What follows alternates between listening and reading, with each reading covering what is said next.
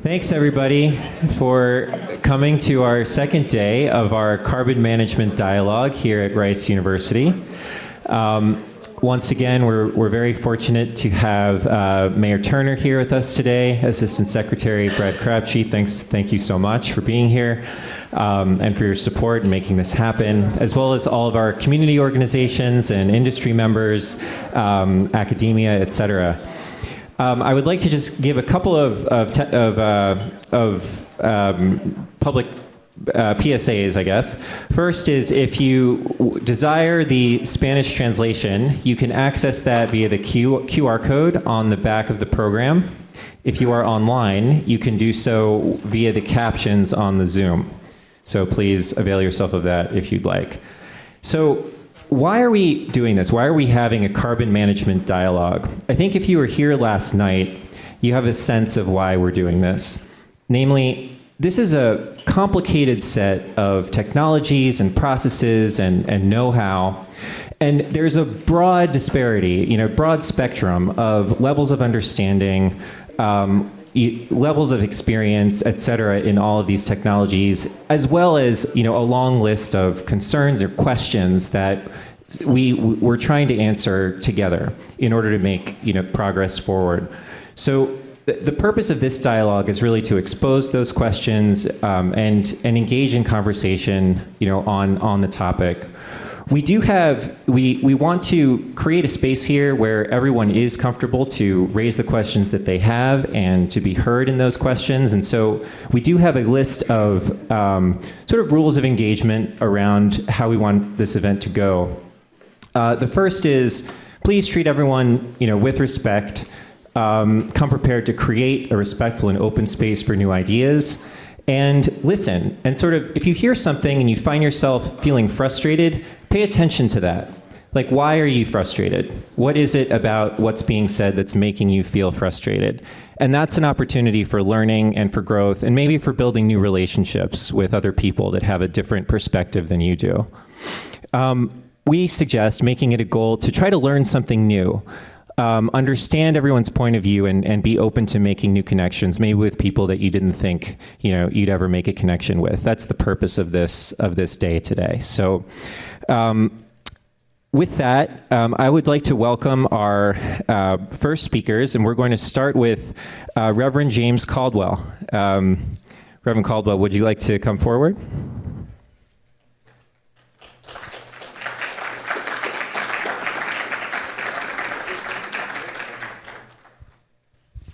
Well, good morning again. Well, it was evening on yesterday, but good morning. Once again, I want to welcome each and every one of you here, those who were here last night, those who are here today, those who live in the city, and those who are visiting our lovely city. Welcome.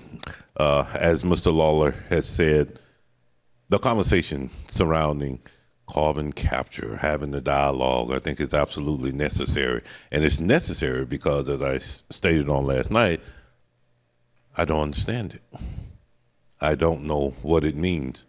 I don't know how it's going to impact me, my community, and the communities in and around the city of Houston. So having that conversation and having those who are present, who can answer the questions that may be raised, and also bring to the forefront the communities that are going to and will be, to some degree, impacted by the change. Sure, there's a positive aspect to it, but there's also a negative aspect.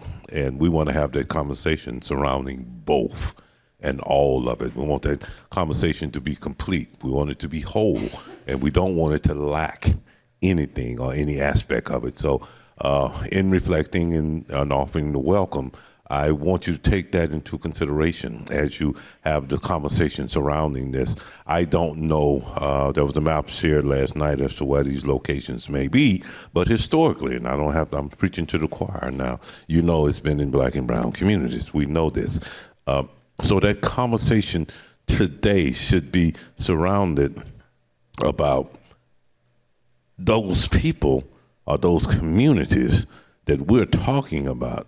They're still experiencing it. They're living it day to day. They don't have time to come here, and because they got to put food on the table, pay the rent, and the children, and also in that conversation, in that dialogue that you have amongst each other, and that we have with industry and other entities, including our elected officials and the like. Make sure that that conversation includes those who are not here, who are not present, and don't have a voice or an opportunity to have their voices heard. As I stated on last night, if you're not at the table, you're on the menu. We want our communities to have that seat at the table and that their voices are being heard.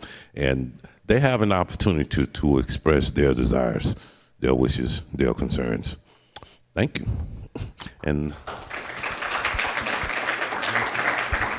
thank you. Thank you so much, Reverend Caldwell. We would now like to invite Assistant Secretary Brad Crabtree to come and give some remarks.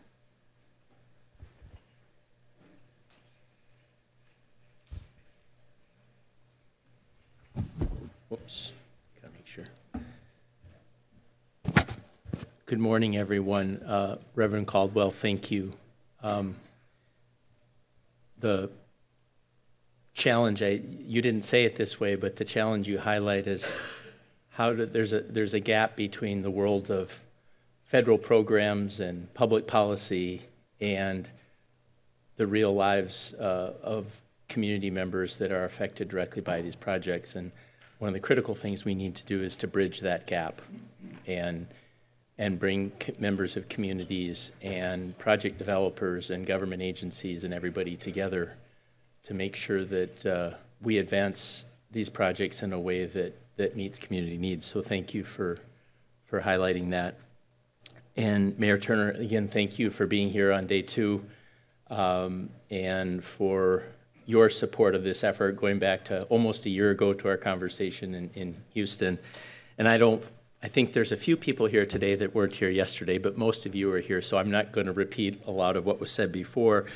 But I do want to reflect on one thing. There was the theme, my colleague Mary Ellen at DOE, we talked last night, a recurring theme yesterday, even if the word wasn't used, was accountability.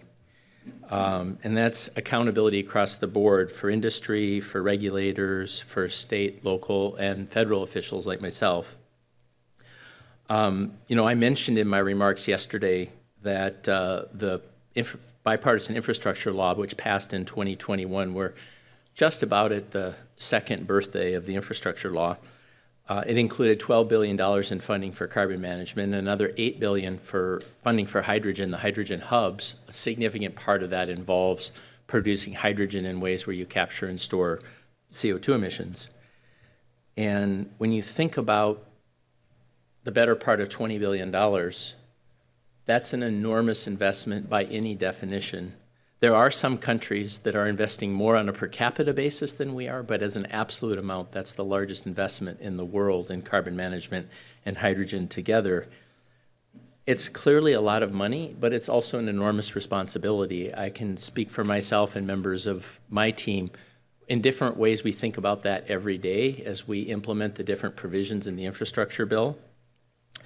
And on the one hand, we have what are obligations from Congress that are a matter of law, and that's the various provisions the funding that we provide to support projects. And then also the purpose of the money, which is in the legislative sense, is to advance these critical technologies and infrastructure that, as we talked about yesterday, the global scientific community is made very clear we can't do without them if we're to meet our climate goals. But at the same time, this administration, and I think hopefully all of us in the room, are committed to seeing these dollars be invested in ways that prioritize communities and deliver meaningful economic and environmental benefits. So the big question is, how do we provide accountability and ensure that projects that are developed align with the values and needs of communities? I wanted to just take a moment. I didn't talk about this yesterday, but my colleagues are going to go through the community benefits plan, and that's going to be a part of the discussion, a little bit about how that evolved. And I'm very proud of the team at the Office of Fossil Energy and Carbon Management. I'm sorry. I'm glad we added carbon management to the name, but it makes it harder to say. they really took the initiative within the Department of Energy and started developing guidance and worked to embed community engagement, environmental justice, diversity, equity, inclusion, and workforce development into the merit review criteria for how we score projects.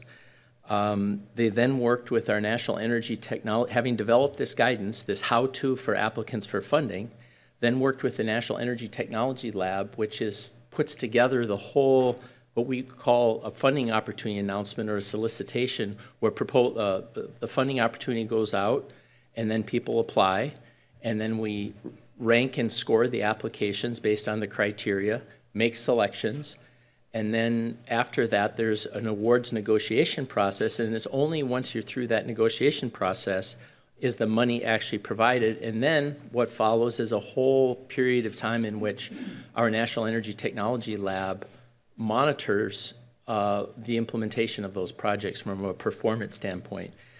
And so you think about that whole complex project, which the Department of Energy is not the only federal department that does this kind of thing, but we do it for energy and energy and industrial projects. And we've worked to make sure that every step of the way that these four things, community engagement, environmental justice, DEI, and quality jobs and workforce development, are at the heart of that process. We're nearly through the first round with the infrastructure bill provisions. We haven't, all the funding opportunities have gone out, applications are in. Some of the selections have been made. There's still some selections pending, but we're now in the negotiations process for the early selections, and by next year we'll be in the process of monitoring the implementation. So that's really foundational work, and what happened with that, the development of that guidance then, is other offices at DOE banded together, and we created this community benefits plan framework, which others will talk about. And this, no matter what happens going forward, having embedded this whole process and these priorities into federal funding at the Department of Energy is a really significant shift. And I'm not suggesting that the first round that everything's going to go the way we hope it will. It's inevitable, spending billions of dollars, that some things will not go as we intended, that mistakes will be made, but we've at least started to create that structure which will institutionalize these priorities. The final thing I want to just mention is the Department of Energy is only going to fund a relative handful of carbon management projects with infrastructure bill funding. So this whole process I talked about will apply to some projects, but there have been 200 publicly announced carbon management projects. The large majority of those projects will be incentivized by the federal 45Q tax credit, which is a tax credit for carbon capture and storage. It works a lot like the tax credit for solar energy, tax credit for wind energy, and we do not control those projects. And so this whole process of valuing community engagement, environmental justice, diversity, equity, inclusion, quality jobs, that's not part of the tax credits. The tax credits do require prevailing wages, and they obviously, any project has to comply with federal regulations, but it's different. And we want to make sure that this large majority of projects that are being incentivized by the tax credit are also best practice. So we've announced what's called the Responsible Carbon Management Initiative.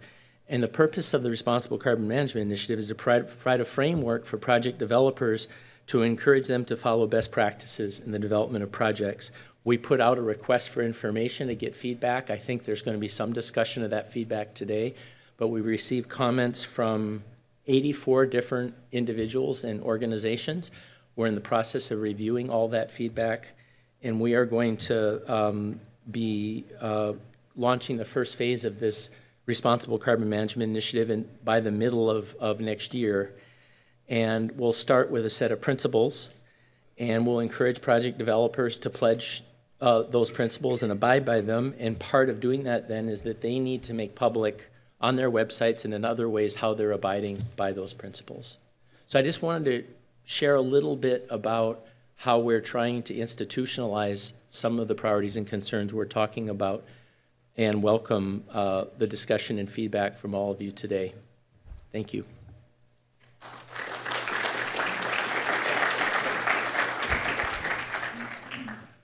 Thank you very much, Assistant Secretary Crabtree.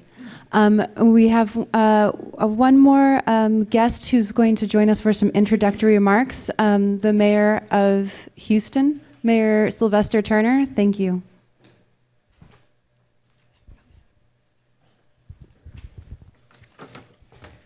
Thank you very, very much. And Reverend Caldwell, thank you for your comments last night as well as this morning.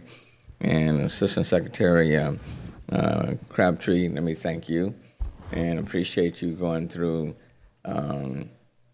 your discussion, conversation about how this will impact communities and the impact on diversity, equity, and inclusion in communities.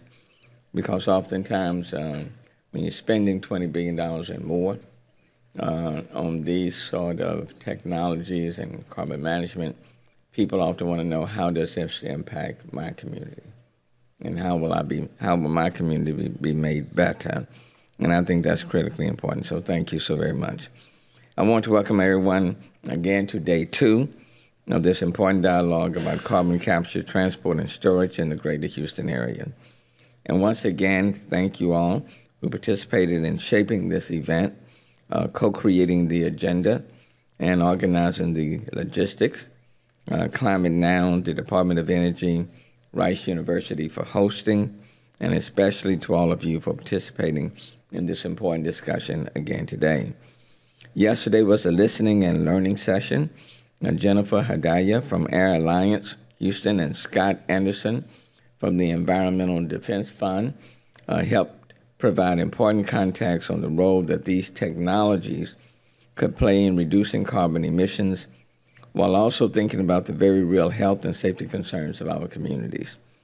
We heard questions about the technology and expected environmental benefits. We heard concerns about the state of Texas applying to regulate CCUS, especially given the track record of TCEQ and the Texas Railroad Commission when it comes to community engagement. Let me just say, I share all of those concerns when you start talking about the state of Texas. And but I could speak on that for a long time. We also heard concerns for the health and safety of fence-line communities and for workers too, as well as questions about whether the industry is serious about equity in workforce development and hiring, particularly in DAC communities. Folks in the room reinforced their expectations that these processes must put people over profit, with a cautious approach towards new technologies and a real hard look at alternatives, including closing facilities that are negatively impacting the health and safety of neighboring communities. Today, it is time for discussion, opening up the conversation in the spirit of transparency, inclusiveness, and collaboration. And we also heard the need for transparency as we deal with these complex projects and processes. I strongly believe that through our leadership and community partnership with government, companies, and community organizations working together, we can show that reducing emissions and increasing public health can be done in a more inclusive and collaborative way. And I'm hopeful that together, city, DOE, and community organizations, we can create a process that will be a model for other regions. I look forward to a productive dialogue and a transparent and collaborative process for the benefit of everyone. And thank you all for participating in this dialogue. Thank you so very much.